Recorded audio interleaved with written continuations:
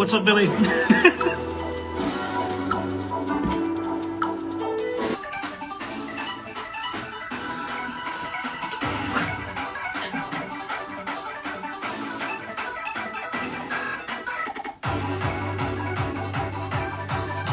Just waiting for people to get in, and then I will start answering questions.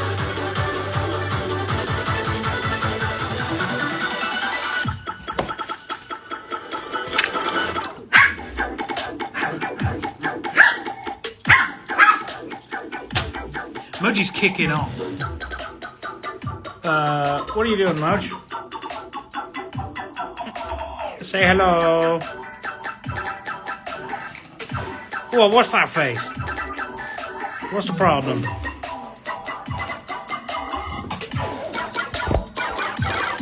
Alright, hello everyone. As the title of the live stream suggests, I've released 2 new tracks. Phosphor and Mochi is now doing this. There she goes. My lab assistant is a little feisty at the moment. Yeah, I just released some tunes, Phosphor and Micrology on Disciple, and therefore I am coming at you live to answer some questions, because that's a fun thing to do on a release day.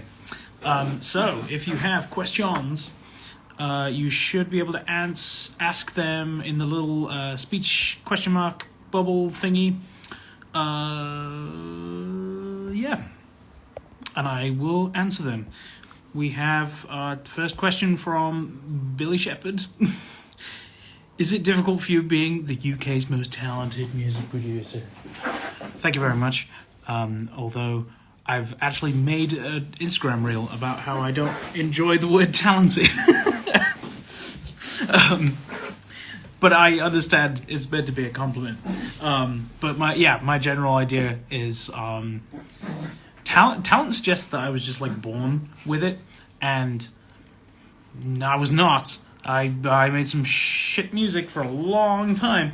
So that's I generally try to call people skilled rather than talented, because that suggests that they've like worked real hard to get to where they are. But thank you anyway, Billy. Have you tried this emoji? Yeah, so they've got like, I didn't realize they had like actual Petri dish emojis. I could have been using them the whole time, but yeah, it's actually got little flecks in as well. That's kind of crazy. All right. Dan the Mac asks, where were you hiding those acting skills? I am proud. That is referring to the reel I just posted / featured on the listening party, if you've come from that. I used to do... Okay, fun fact. I used to be focused entirely on becoming an actor before I decided that the auditioning process was horrible and was not good for me. But yeah, so that was kind of my thing before music. Don't mind Moj in the background. So that was kind of my thing before music. I did drama at like GCSE and A level, and I got to A level and I was doing both drama and like music tech, and I was like, I'm doing music instead. So that's where the acting skills come from. Whoops, I accidentally waved at someone. Okay, goodness me, we actually have a lot of questions. So let's go.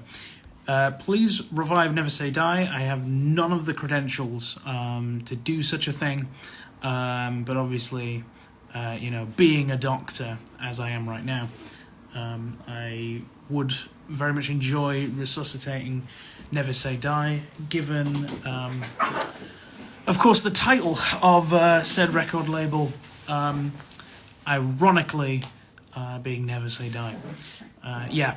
But in seriousness, yes, I would love Never Say Die to come back. Doesn't look like it, though. What film / series made you want to act? I don't know. I think I always just wanted to do some form of performance, really.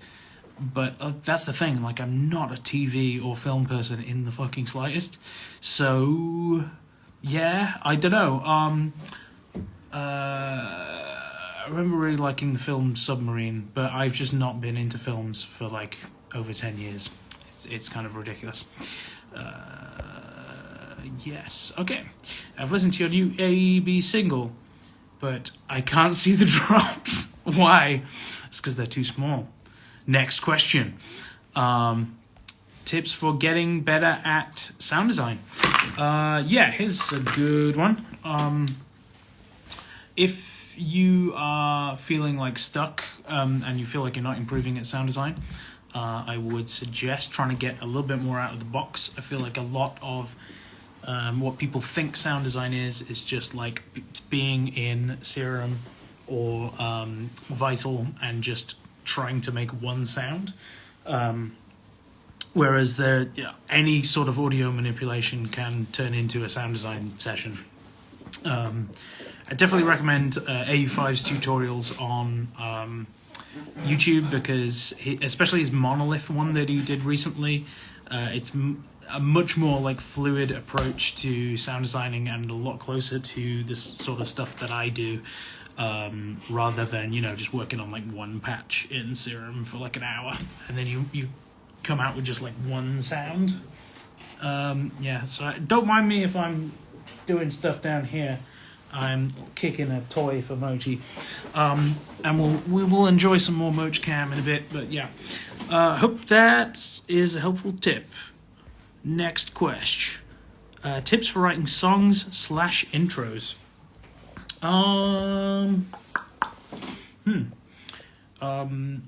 Kind of depends. Like, I feel like in bass music there's kind of two different styles of intro.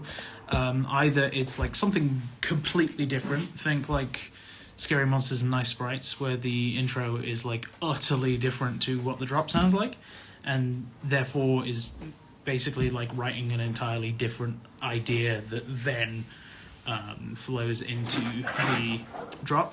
Or you want to sort of gradually and steadily tease what the drop is going to be. So think something like a lot of Hamdi tunes, where it's kind of built around facilitating the drop and just like teasing that until the drop happens. So I would say those are the two approaches, and you can kind of pick either or, and it's good to just kind of get in your head, this is one of these intros, or this is one of these, if that makes any sense. I'll give you a quick Moch Cam action, because she is loving the King Frog currently. Very much enjoying the destruction of the frog. Okay, what other questions do we have? When will you make the full track for Rumble? I think this is referring to the Trouble Double video that I made with where I was mashing up Rumble and Unspoken by Kero. I don't really make mashups. I mean, I do like the double videos just for the videos, but I don't really make them to be listened to. I know a couple of people have been asking, but I don't know, neither of those tracks are mine, so it's a bit weird. I don't currently plan on making like a full mashup, but I suppose if I got enough comments, I don't know where I'll be able to put it up either, because especially Skrillex tunes are like weird copyright wise. So, yeah. Okay, what else have we got? If you doubled 2 microdrops live, would it be bigger or smaller? My answer is no. Obviously, it would be bigger because there's more sounds happening. Next question, I guess. Have you tried making a song only with random sounds? Kind of, yeah. So I've made a bit of a production technique that I do where I kind of really similar to what AU5's monolith idea is, where you make one big long audio file and you throw that into a sampler and then you take little bits of it. That's actually how kind of how I made some of the main sounds on Phosphor and Micrology, like the little really transient sounds. Is I would take a like an arpeggio or like a one big long twinkly pad or something, put that into a sampler and just like with a really, really short decay time sample all these little tiny little transients. So that's what the kind of flickers are in Phosphor, the blip, blip, blip, blip, blip, blip, blip. It's just taking little pieces of like a tiny twinkly up. And if you use an arpeggiator, you can randomize that. So I have kind of done that before, yeah. What else have we got? When are the other IDs actually releasing? So obviously I can't give you concrete dates because that would ruin the fun. But I do have another track releasing this month. And then next month I have another track releasing. And then the month after that I have 2 tracks releasing. And then the month after that, probably 1 track releasing. Basically, for the foreseeable future, we're set to have like a monthly release schedule or more. So yes, gradually and eventually is in answer to your question. Alaska show when? Are there many dubstep shows in Alaska? I haven't heard of any. I know the population is very small in Alaska, but I might have heard of somebody playing a show in Alaska. But yeah, I don't know. Obviously, I would love to play a show wherever you are, you people. But there are lots of factors that are outside of my control. So yeah, I don't know, unfortunately. In the breakdown of Phosphor, what the fuck were those brass synths? Yes, they're partially brass. Like, I think maybe just... I think I've got a brass one-shot from Splice that I'm pitching around, but also I did a sort of Hyperlight Drifter OST sort of thing with bendy chords, where I've got like Serum Patch playing chords with like some saw waves or something, and then I've got the portmanteau, the glide, pretty turned up so that when the chord plays, it's like bending and doing all kinds of cool stuff. Yeah. And they're kind of mixed together. How does the shrink ray drop on Micrology look like on the door? Let me see. I could probably pull it up. The thing is I often end up using multiple project files. So like the final project file just ends up being like a stemmed out, just like audio file, like kick, snare, whatever. So not so interesting, but I can maybe get like an early version of it. Let's take a look. That looks pretty stemmed already. That also looks pretty stemmed. Maybe Micrology 2. Maybe that one. Oh, that's having to re-download from Dropbox or something. But I'll bring that up in just a sec. I can kind of show you. Cool. By the way, if you are asking questions in the chat, I'm not answering questions in the chat. I'm answering questions that have been specifically asked to like the question bubble. So just make sure to put it up there. Can you give me a birthday shout out? I sure can. BJ Gaines. Happy birthday, BJ Gaines. I hope you make some serious gains on your birthday. Sync, yes or no? Yes. Done. Oh. Will you take up my challenge to make a song with GarageBand? I'm not biased at all.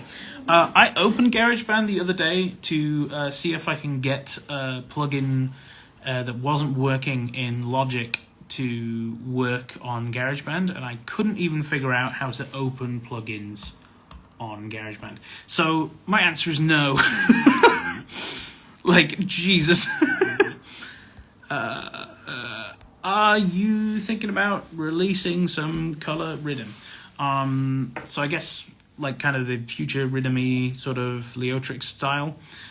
Yes, I have an idea. I have an idea on the go that is in that style. So it will come out at some point.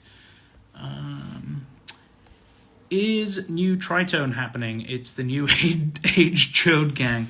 That is not necessarily a compliment. We don't have any plans for new tritone stuff, but I do have something on the go with Frankie Nuts and someone else. So there you go. Any plans for Dragon type songs? So I do have a track that is named after a Dragon type move, and so technically it's kind of Dragon type themed, but it doesn't really conjure up very much of a dragony theme. So yes, kind of is the answer to that question. Cool. What VST plugins do you use for microdrops? Not really any in particular, I guess. Okay, so there's a couple that I use that I could kind of recommend. I'll bring up my project. So Goodhertz Lossy is a really cool plugin for decapitating I'm getting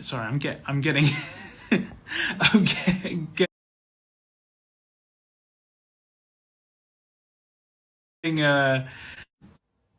oh, there we go. I'm getting distracting messages from Tokyo Machine. Okay, what the hell was I saying? Plugins. Yes, Goodhertz Lossy is a really cool plugin for recreating like MP3 compression and other kinds of compression. And on the extreme ends of that, you can make some really bleepy, blonky stuff that sounds really digital that I really like.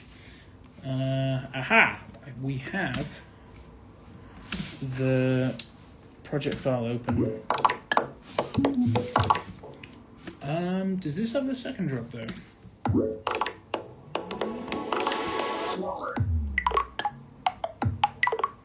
We do. Once again, yeah, this even on the second project, it's literally just stems, so I might have to go back to the very original project. I'll get that open in just a sec. So yeah, Goodhertz Lossy. Digitalis is another kind of like glitch, sort of digitally sounding plugin that you can mess around with. What else? I don't know, convolution, reverb, that sort of thing. Oh wow, that is one of. So the drops are some of the first things I made. All right, let me spin you around here so you can see the project file. Here we go. Hopefully my phone will stay there. Yes, I know what. I'm gonna flip you guys around like this in a way where you can actually see things. Yeah. Okay. So here's the project file. The very first one where I was drafting the very first parts of the track.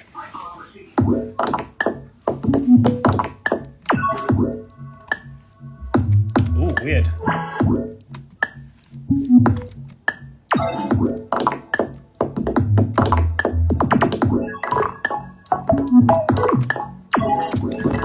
Oh, Jesus.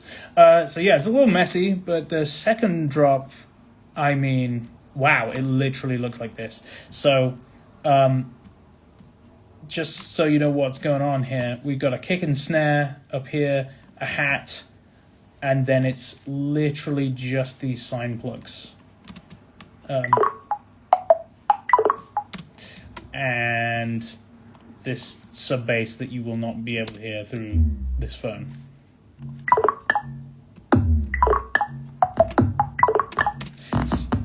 I don't know why Logic's crapping out, but yeah, we're talking literally 4 elements. So there you go.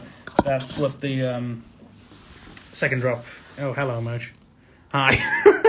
So that's what the second drop looks like in the project. It's hilariously simple. Yeah. All right. Let's get to some more questions. With Infect and Virtual Riot being on Monstercat, do you think Disciple is going to fade off within the next few years? So I know they've definitely like allowed some of their like exclusive artists to release elsewhere. I don't know really. I don't know. I'm not really the person to ask. But it definitely like out of like main label and Roundtable has been releasing solidly like the whole time. So yeah, I'm not the person to ask. Okay. Did you write the second drop of Micrology before the first drop progression, or did you write the whole first drop before the second drop? Whole first drop first, which was literally, I mean, as basic as what you just saw there, just the tiny little loop.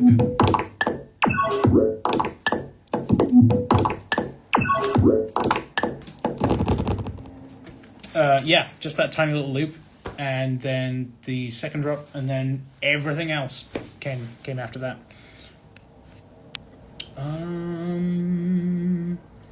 How do you get the sine plugs to have such a nice high end? So the way I actually made these, actually I have the goddamn sampler right here. Oh, that's a good sound. That's a great sound. Oh, it hasn't pulled the samples from the right location. Okay, never mind. So yeah, the melody actually entirely came from by accident. I was just like chopping different bits out of like this Twinkle sample, and I kind of built that out of that, and then made some sine plugs that followed that melody line, and then that became just those sine plugs is what became the second drop. And how do I make them have nice high end? I don't know. They don't really have a lot of high end. Let's see here.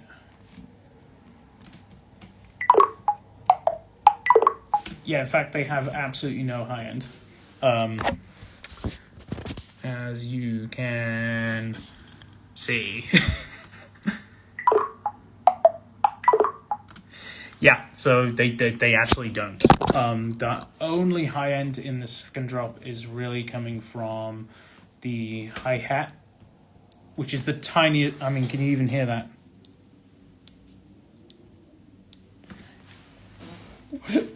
Which hits at the same time as the kick and snare. And then that's the kick and snare. Tiny little weeny little dingles. Yeah, so that's all the high end that's in there. All right. Do you have any musical instruments at home? I do not. I don't think so. I mean, I have like wind chimes and stuff, but not really. No, I don't play any instruments. I used to, kind of a bit. I used to play a bit drums.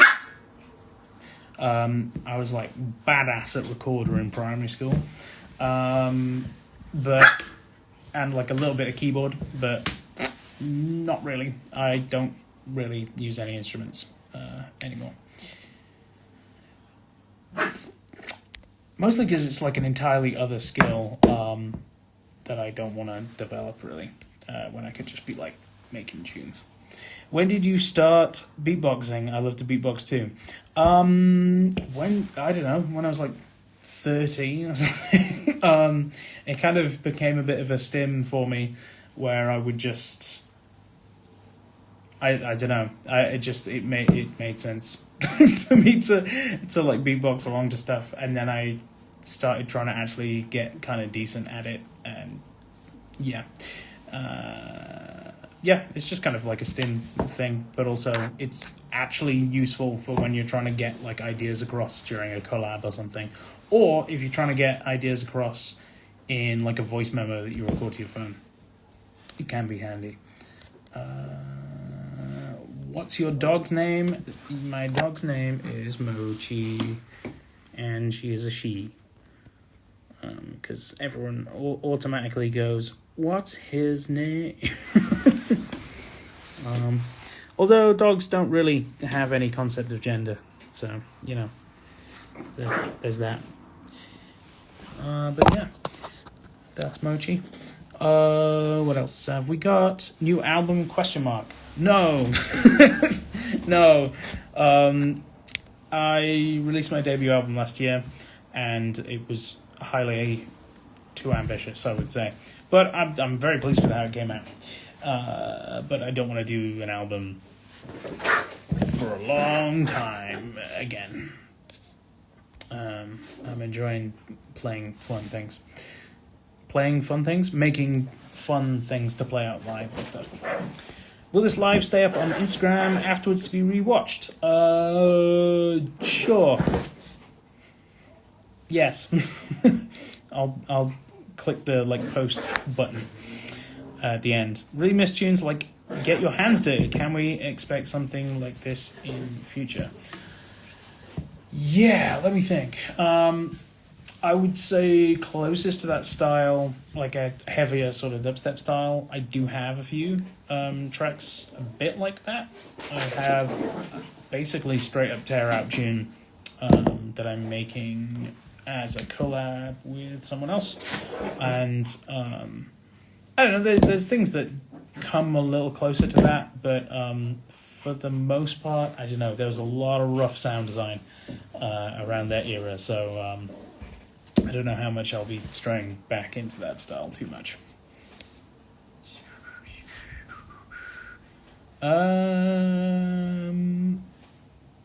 Let me see. Have you ever done ghost production for anyone? So I'm Pike. No, I haven't done any ghost production at all. And that isn't a lie.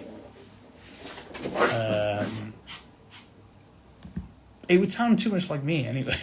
I think I would struggle to not sound like Chime, which is kind of a good problem to have in some cases, but yeah. What's your inspiration for your sound design? Lots of video game sound effects. Stuff like, think like the Zelda Tears of the Kingdom sound effects. They are all so fucking pretty to me that I want to make music with them, and that sort of thing. I mean, that whole game just sounds like fucking Chime sounds that I make. So yeah, a lot of video game sounds, a lot of trying to answer the question of what would X sound like. So in the case of this release, I'm kind of asking what would teeny tiny atoms smashing together sound like? What would, the tiny equivalent of what like color bass or dubstep sound design would be? Like how does that work? For the most part. Are you still married? I'm straight, but just curious. Yes, I am. Next question. Next question is about this. How do you handle music and marriage both together? So I guess that question is kind of about how do I manage like going away on tour and that sort of thing. It's definitely part of the reason why we have Mochi, so that Mrs. Chime can have some companionship while I'm away. But a really good tip if you are doing sort of like a long distance thing, not that our relationship is a long distance thing, but sometimes I go away for 2 months, is to record little podcasts. So especially if you're in different time zones, you might not always be able to get a chance to chat live. So what we do is we just record little voice messages, and then often you'll like wake up and you've got like a little podcast from your partner or whatever. So that's a good suggestion, I would say. Mochi's still just going ham on this frog. How loud did you get this release? So Phosphor was okay. Phosphor was manageable. I think because the drums and the main sounds were generally more abrasive and had more like high end, whereas Micrology was tough to get to any sort of loudness that I felt was satisfying. A lot of finagling and just trying to, I don't know, use like parallel compression and little tiny bits of saturation but not too much and that sort of thing, and then using like a slow attack and release time on like the master. But yeah, how loud is it? It's probably like a -6 dB in LUFS or something. Micrology is anyway. Maybe Phosphor is a little bit louder, but yeah. Who is the best mastering engineer in dubstep currently? I don't know. I don't really care. Mostly just because, I don't know, the process of mastering is just making it loud. And there are people that can make it really, really loud, but I find that to actually be an unnecessary hindrance to a lot of tracks. The streaming services are going to level things out anyway, to the point where it really doesn't matter how loud your tracks are, but where it does come into play is when you're DJing live and you have fine control over the trim. So tracks that are really, really, really, really loudly mastered are actually more annoying because they have to remember to turn them down. Otherwise, it'll blow everyone's ears out. So, yeah, I don't know. I don't really have an answer for that question. Who would be a dream collab for you? I posted a new list on Twitter, sort of semi-recently. There's loads of people I'd really like to work with. I don't know. Go find my tweet. There's a bunch of people I want to work with right now. Let's name some. Sizzy, Laxi, I don't know, some of the Rushdown folks that I haven't gotten around to working with, like Paper Skies and Caval and stuff. In terms of like a dream collab, it would be something like The Prodigy, Pendulum, that sort of thing. There's a lot of drum bass artists I would love to work with, but they're less realistic because I'm a dubstep artist mostly. Yeah, maybe that answers your question. What is your favorite key or BPM to write in? In terms of key, mostly all that really matters to me in terms of key is the difficulty in terms of it's two things. It's the difficulty of making the sub work, because sub bass works differently at different pitches and can be stronger or weaker, and then the other thing is what tracks can I mix the track that I'm making with. And in terms of those, I really like your typical E, sort of D sharp minor, E minor, F minor, F sharp minor is kind of my favorite zone. Oh, and BPM 150, 145, 140, but it can feel a little slow. 145 is usually the best of both worlds. Both Phosphor and Micrology are 145. Okay, what genre outside of EDM influences you the most? I don't know in terms of genre, but things like Bill Wirt's music and sort of like funky jazz business is pretty cool. I don't know, video game OSTs, I suppose, and all of the genres that kind of come in with that. There are a lot of random ass accounts requesting to be in my life. I will not be allowing them. Okay. Are you going to do another tour anytime soon? I saw you in Tulsa, Oklahoma with AU5. Yeah, so not really very soon. But the next time I'm planning to be in the US at least. I just muted you, you shit. Next time I'm going to be in the US is likely to be sort of like early next year or spring next year, that sort of thing. Mostly because my 3-year US visa is about to run out. It wasn't Skype, it was Facebook Messenger. Yes, my visa is about to run out, and in order to renew a US visa, it's a horrible process that takes a long time, and they might just deny you your visa randomly for various reasons. But it requires a lot of preparation and stuff, so it's likely to be in the new year. But yeah, I'd obviously love to come back to Tulsa. Every time I played in Tulsa, it's been really good. I think I've only played there twice, but it's been good. Are you ever going to come back to Harrisburg since the Minnesota show was cancelled? Yeah, so that was frustrating. That was like week off, I think, and I think it was because Minnesota was ill or something. Yeah, obviously really annoying. There's not a lot I could do. They wanted to rearrange it, but they've obviously wanted to rearrange it at a time that isn't when I'm coming over to the US for a tour, so I don't think it worked out for us. Yeah, obviously I'll probably come back to Harrisburg at some point. Hopefully. Do you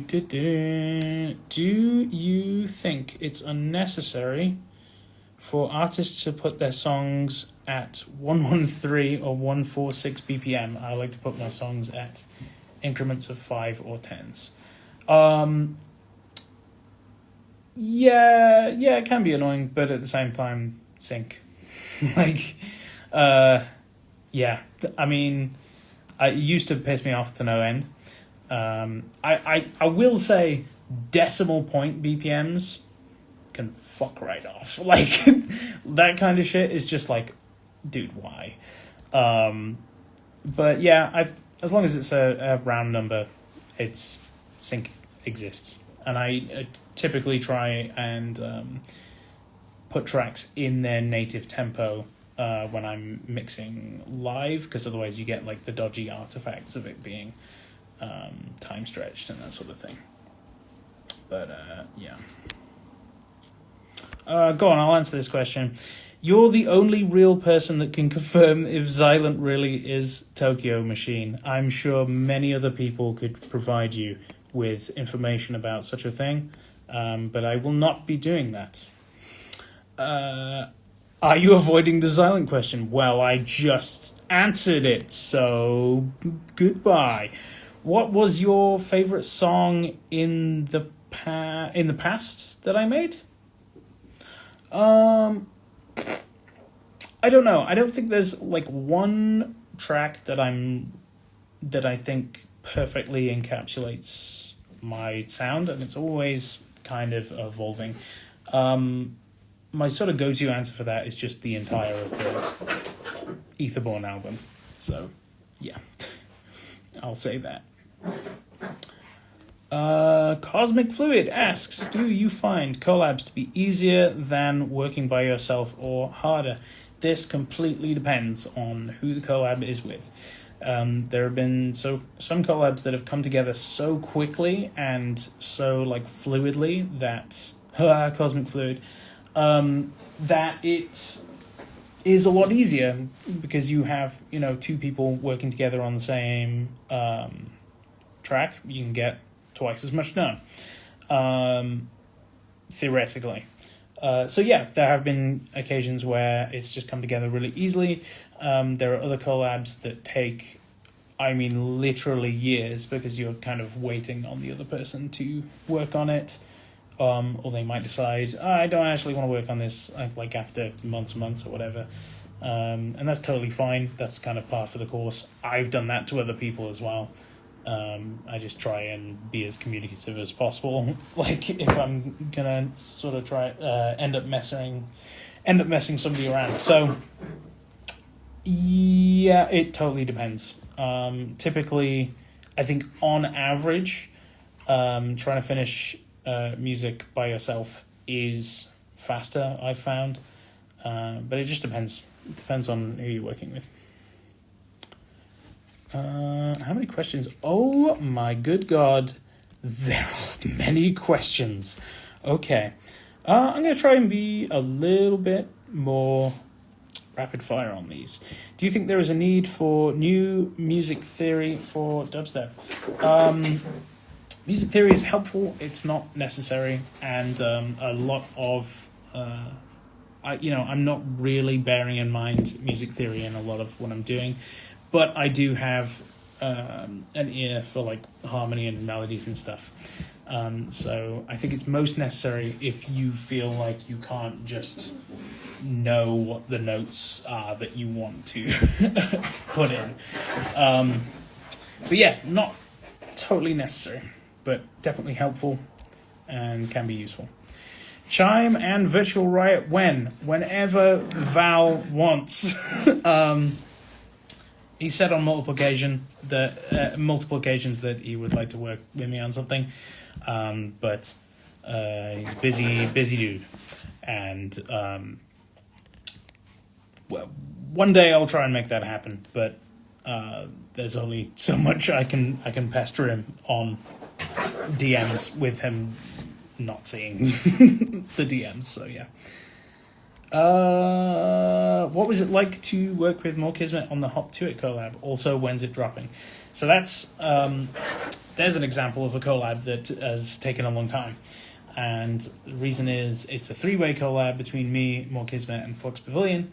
It's not finished and it's not out, and part of the reason for that is because we are trying to find a vocalist that works on it, and that just takes a long time, and we've tried a couple, and yeah, so, but what was it like to work on it? Lots of fun. That came together pretty quickly as well, but yeah, we're at a bit of a standstill with the vocal. Okay. Chime and Ricky, I don't know how to say the name, Ricky-san.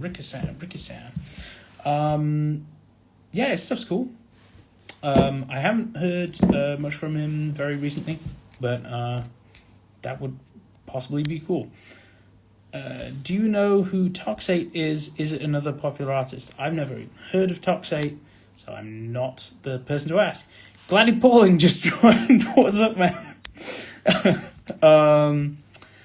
Okay, from your wind chime, have you ever used a sound from it? Is that where your name came from?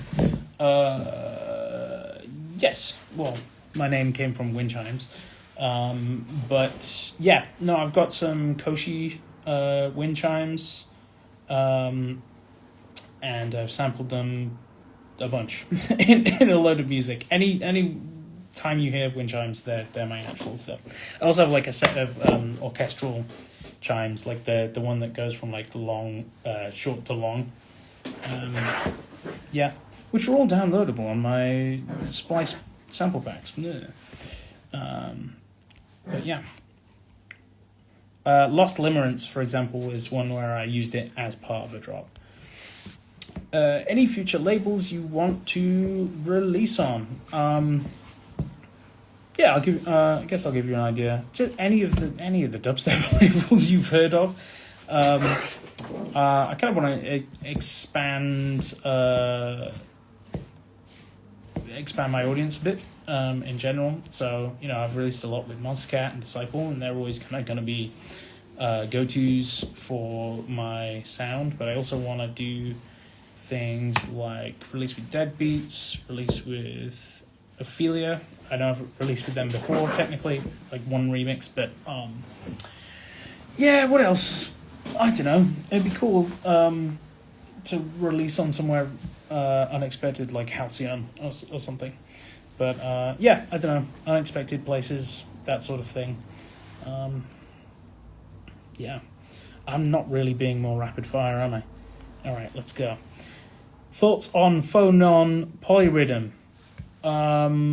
Desperately needed fresh take on dubstep.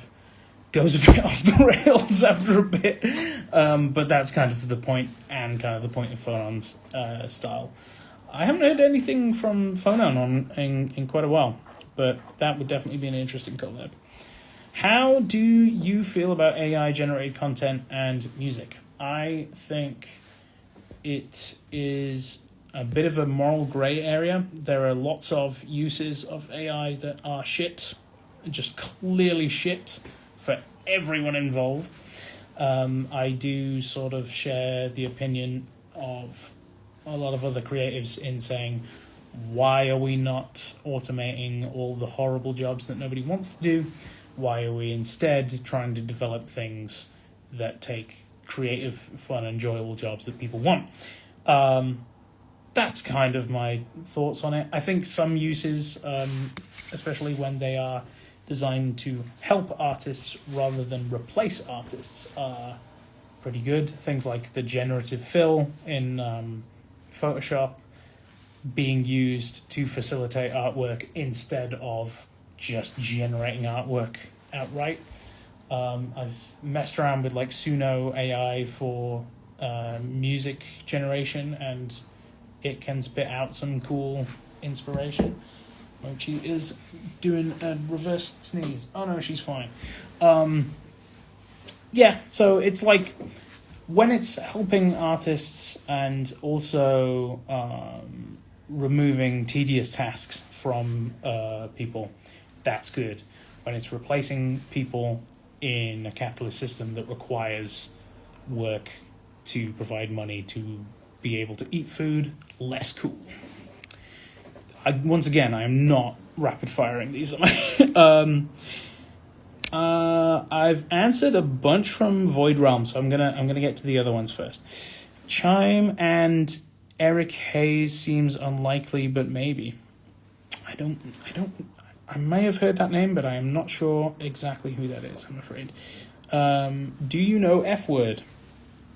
I know of them, but I don't know him personally.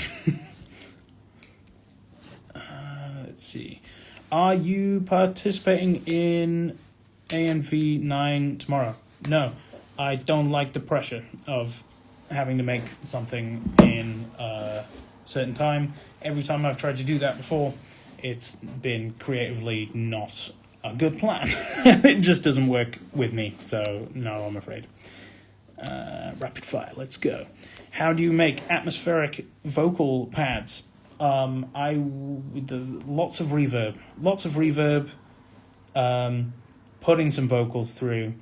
You can do things like creative stereo delay business. You can use convolution reverb to have it repeat in different ways. I don't know. There's loads of easy ways of making vocal pads, I would say. I'll answer this because I don't know what the answer is. Sample of Breel and Bolo chant for a bang. I don't know what that is, I'm afraid, so I don't know. how did you grow audience? So initially, I started just putting stuff on SoundCloud and YouTube, and one of the first times I like really had an audience behind me was like after my initial Minecraft remixes as Caution and Crisis, and then from there started making dubstep, started getting my stuff posted to like dubstep.net and that sort of thing. Don't know, there's lots of different ways of growing an audience. It's mostly just putting your stuff in front of them. So like I just mentioned, I'm trying to put my music in front of more new people, and so I'm kind of trying out some new styles and trying to release with some new labels that I haven't worked with before. Okay. Let's see what else we've got. Have you thought about doing a masterclass for music production? I kind of already am in the process of that via releasing stuff to my Patreon. That's really the place. That's where I'm putting up all my tutorials and sample packs and stuff, and I've been doing that for about 4 years now. So if you sign up to that, you get the entire backlog of stuff immediately. So that's the place to go for that, for sure. Collab with Panda Eyes again. I haven't talked to him in a long time, and I don't know. No plans right now. I never say never. That's yeah. Let's have a look. Would it be likely for you to work on a track with Virtual Riot or Eliminate? As I mentioned recently, I'd love to work with Virtual Riot. It's entirely on him, and his schedule and stuff. I'd also love to work with Eliminate. I don't know how interested he is in that, but that would be, definitely something I'd love to do. Okay. When did you first realize that you made it? So it's a weird and confusing concept, the making it thing, because it's entirely subjective, and someone else's idea of making it doesn't match up to anyone else's and that sort of thing. So I don't really put a definition on it. I wouldn't say that I have made it or not. I just kind of I wash my hands of the whole affair. Yeah. What's your favorite music artist, and which was the most difficult thing you have struggled with in music production? I can't pick just one artist. I think the artist that I listen to the most is Bill Wirtz.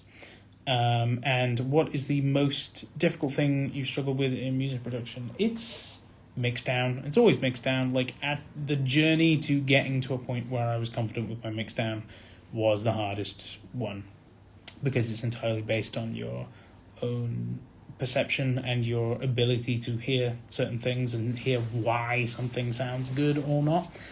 So yeah, definitely that. Cool. Will we get more tiny drops in future? Yes. I'm also not utterly changing my style to be only this kind. Yeah.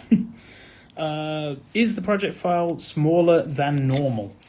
Not really, because of it spans like 5 different projects for Micrology, and the same for Phosphor as well.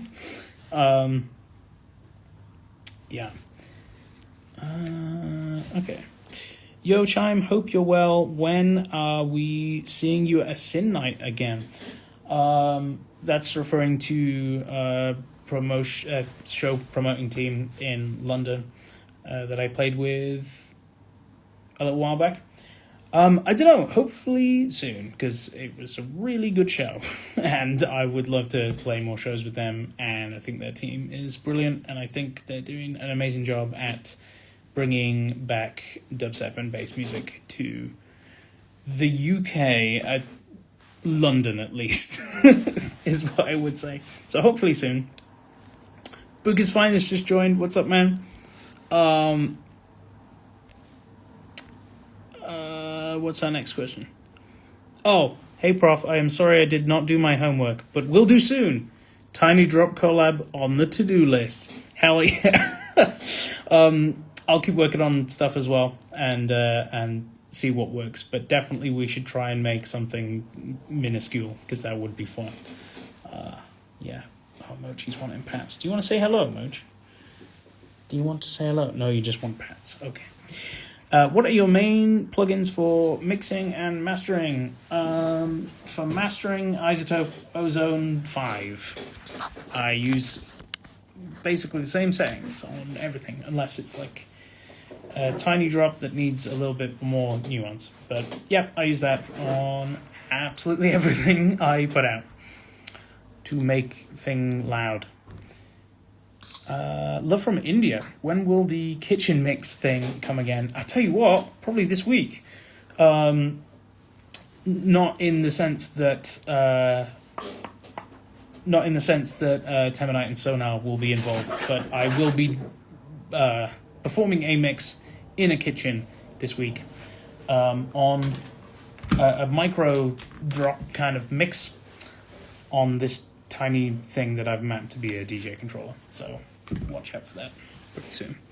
I think Lucas Finest asked a question on here. Oh yeah, plugin talk. Most unique 3 plugins of 2024.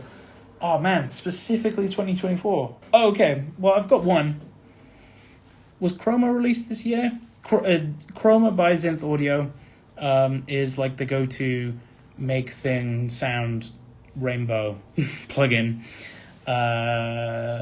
Then there is Chameleon X by a guy called Ewan Bristow that I have been using a bunch. It's a really cool plugin that takes... Oh, Jesus. How the hell do I just describe it? It takes an audio input and tries to re-synthesize it using a number of different voices. You can change the number of the voices, you can change the waveform, and you can change things like the glide of the voices. So you can make these weird sort of like squidgy chords out of it and stuff, and you can use it to sort of like tonalize already tonal sounds. Yeah, that's a really interesting one. Chameleon X by Ewan Bristow. Yeah, what else have I been using recently? Jeez, I cannot remember. Let me look on here real quick. I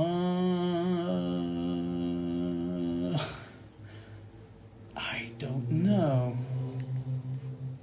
I gotta say, I don't actually download very many plugins. Yeah, often I will find out about a plugin and I'll be like, ooh, like every several months or something. I'm not like really on the cutting edge of what plugins are cool at the moment. So, but yeah, I'll leave you with that one. But yeah, okay. Let's try going even more rapid fire here. Will you share your dubstep playlist which you enjoy? I got a bunch of different Spotify playlists for stuff. I've got like just a mega color bass playlist, like a color bass essentials playlist. I also have like a micro drops sort of playlist as well. So you can find them all on my Spotify. Bucas Finest asks, what artist out of dubstep and EDM inspires you the most? Right now, Sizzy's album has been pretty inspirational. Claybrook's new EP, just really nice, simplistic, sort of UK slash sort of eptic-y style tunes I've been really enjoying. Was it specifically in dubstep? dubstep/EDM. Bop, always massive inspiration, particularly for the idea of like micro drops and stuff as well. And then just like my color-based crew, all the usual suspects: Asura, Skybreak, Paper Skies, Kiro, Sharks, all those guys. Yeah. Oh, and outside of dubstep, what do I have on my... I've just made like a huge playlist of just whatever the hell on Spotify recently. So let me take a look. I need to log in as not Chime, but my like personal account that I actually have like pro and stuff.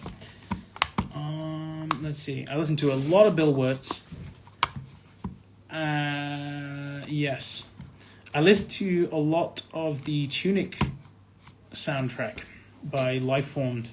A lot of video game music soundtracks, actually. What else have I been listening to? Some drum and bass stuff, liquid drum and bass stuff. I'd listen to a bunch. I've got like a bunch of throwback tunes. I got stuff like Subscape on here. I got artists like Laxcity, really enjoy. Yeah, I don't know. There's a bunch to be getting on with. Let me just make sure no one is messaging me important things. No, we are good. That's bright. Actually, that might be good for the line. Okay, I'm gonna try and get through a bunch more questions here, but I gotta wrap up and eat some food. But yes, I'll answer a bunch of questions, and if I don't get to your questions, feel free to like tweet at me or whatever, and I will answer questions on Twitter. You can generally do that at any time, and I will try and answer the questions. But yeah. Okay. Is Sharks and Chime new music incoming? Love from India. Another person from India. No. Unfortunately not. Sharks is taking a break from music for a little bit because he is focusing on finishing up his like university stuff and just chilling his beans for his mental health. So Sharks isn't making music right now. As far as I know, he's on hiatus basically. Okay, rapid fire. Oh, have you got any unreleased source you could show us briefly? Yes, always. I always have things. I mean, I did post that video the other day with all 23 of my like current IDs. That actually isn't all of them, but there are parts of those tracks that I could maybe play. Where did I put this goddamn thing? Yes. So, yeah, I mentioned that I have a new track with Frankie Nuts and another producer, and I will play you a little bit of that. And we're getting a vocalist on it, so I'll play the version with no vocals, but it might sound a bit weird because it doesn't have any vocals. But yeah.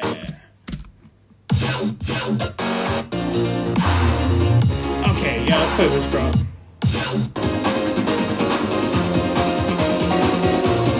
If you've been missing tritone, this is that sort of vibe.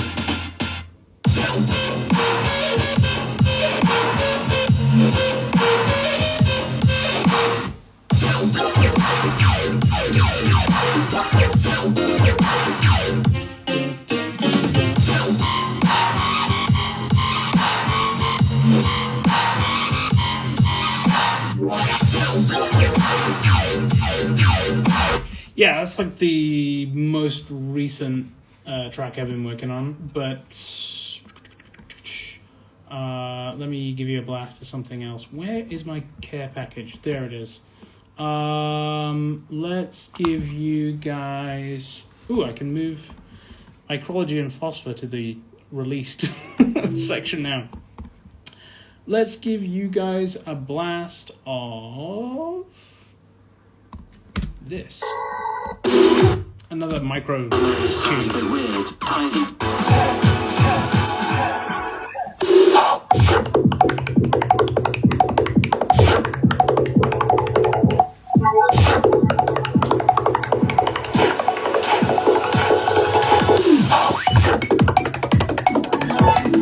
There you go, some micro drum and bass.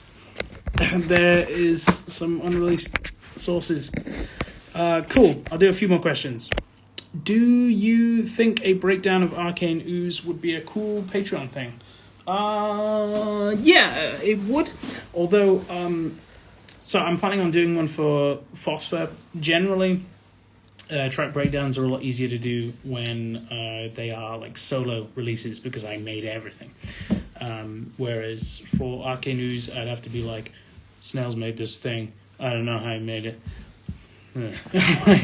Yeah. So, yes, although Phosphor coming sooner, I would say. Right. How do I feel about Fox Stevenson?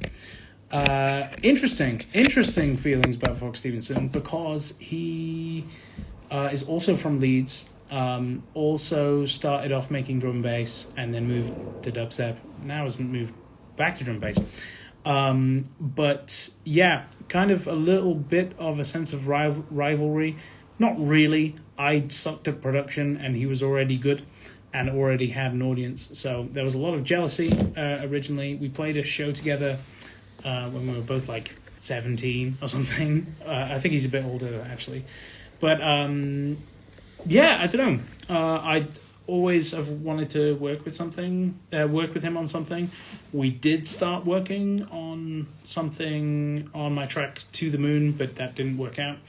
But yeah, really, really great producer. And yeah, I bumped into him recently. I say recently, last year at Rampage Open Air. And yeah, it was cool to see him. But he no longer lives in Leeds, so yeah. But yeah. Would there be a possibility for a remix contest in the future? Possibly, if we were to bring back Rushdown, which is a big maybe. I would do a remix competition for the entire of the Etherborn album. All of the stems are already available on Patreon for that, but yes, that would probably be the next like remix competition I would do. But a lot of maybes in front of that, really. Are you focusing on making molecular tracks like this now one and Intermolecular Lullaby? Yeah, so Intermolecular Lullaby was kind of like the first track that I made in this kind of like micro style. There's also Crystalism from my album that's the same sort of deal. Am I focusing on making more? Not necessarily. I'm not like putting all my eggs in this basket or anything, or completely shifting styles. I mean, I have a bunch of tunes that are just like your regular Chime stuff. But I do have ideas for more tiny tunes, and I do want to explore the concept more for sure. All right, let's do 5 more questions because I can feel my brain not working nearly as well on some of these. Yes. But, how did you process the spoken word vocals? A little bit of, on Micrology, I'm assuming you mean. A little bit of lossy, a little bit of convolution reverb with like quite a roomy, boxy impulse. Yeah, the Goodhertz lossy was used to kind of make it feel a bit digital. I don't know, probably a little bit of distortion, like making it stereo, then mono again, that sort of thing to kind of crustify it. Yeah, that sort of thing. All right, 4 more questions. Let's pick some good ones. Okay, this is a good one to do. Not exactly related to the new releases, but will we ever get an update on the Rushdown hiatus? So, Rushdown returning is dependent on a few things. It needs to be managed behind the scenes by someone who is not me, because I got very, very ill managing Rushdown and Chime and my Patreon and playing shows and writing an album and having a radio show and doing lots of a lot of bits all at once. It was really bad. in 2023, and since I've made changes to what's kind of on my plate work-wise, a big one of those being on hiatus, I've been much better mentally and just in every way. So that is why it hasn't come back. I'm not saying it will never come back. I'm not saying it definitely will. I don't know yet. It's dependent on whether we can find someone behind the scenes to sort of manage it, and if we can have someone put a lot of time into kind of fostering it. Generally as well, we're seeing a lot of movement away from labels in general. So either that kind of signifies that it might not be the best idea to bring back Rushdown, or it might be that there's kind of a gap in the market where people still like the idea of having a label and a collective and a sort of center for a group of artists. So it really depends on a lot of things. And it mostly depends on finding some people behind the scenes that can mean that I take much more of an A&R role. I did every aspect of Rushdown, from the artwork to setting up the releases to doing all of the posts and all of that shit. So I don't want to go back to doing that. So I'm not going to, please, thank you. All right, 3 more questions. Let's pick some good ones. I just want to see if you read this. Well, I did. That's a highly political question I don't want to answer. What? Okay, I've kind of answered that one. Okay, this is a kind of interesting one.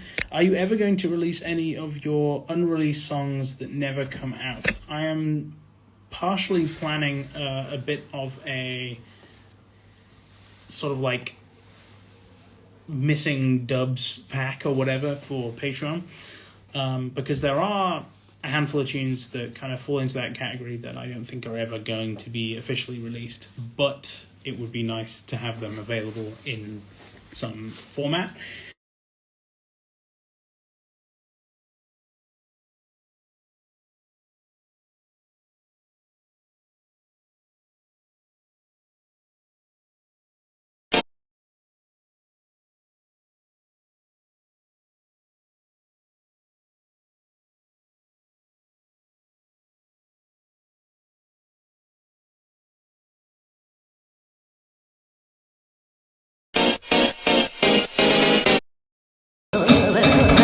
Nice to have them available in some format, finished but we never put out and stuff. So yes, depending on permissions and things, I will be putting out some like rare exclusive tunes on Patreon at some point.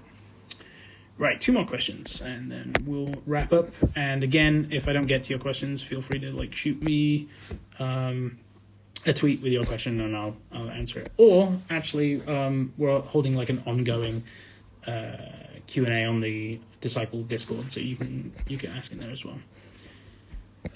Odd question, but have you ever been approached to produce K-pop songs? No, I haven't. I have been approached to remix a K-pop song, and that was Masks by Haley Rose, which I remixed in like 2017. Maybe it came out in 2018. But yeah, that's as close as I've really gotten. Okay, I'm going to pick one more question.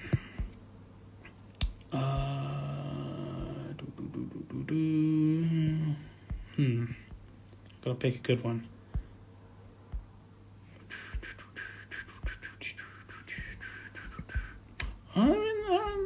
Too many questions, actually. Let's see. I'll answer this one. Now that you've chased the tiniest possible drops, will you try to make the heaviest yet melodic drops? That's kind of what I've been trying to do for many years. I do have a track that I think is like really beautifully on the cusp of both those things.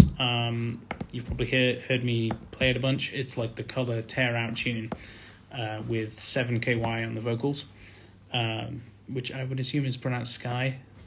I don't know. But yes. And I will probably release it next year at this point. But yes, that is another quest I am definitely on. Cool. Thanks for tuning in and asking questions and hanging out. Make sure to go stream. For the love of God, please stream. Please, I'm begging you. Phosphor and Micrology, and as you can see, I'm very tired, so I'm gonna go eat some food. But yeah, Mochi says bye, and yeah, have a great day. And if I didn't get to your question, hit me up on Twitter, and I will answer your questions, even if they're dumb questions. Have a great day, guys. I'll